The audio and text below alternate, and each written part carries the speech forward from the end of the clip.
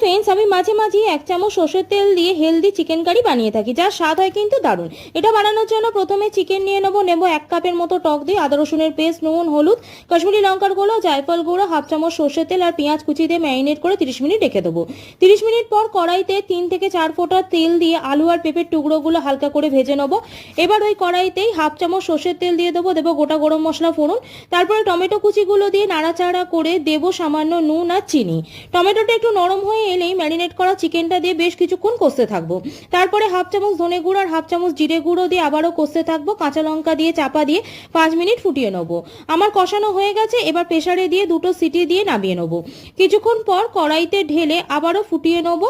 তার উপর দেবো শাহি গরম মশলা দিয়ে কিছুক্ষণ ফুটিয়ে চাপা দিয়ে গ্যাস অফ করে দেবো। ব্যাস 5 মিনিট এবার রেখে পরিবেশন করুন হেলদি টেস্টি চিকেন কারি, যেটা খেতে কিন্তু দারুণ লাগে। রেসিপি যদি ভালো লাগে চ্যানেলটা সাবস্ক্রাইব করে যাবেন।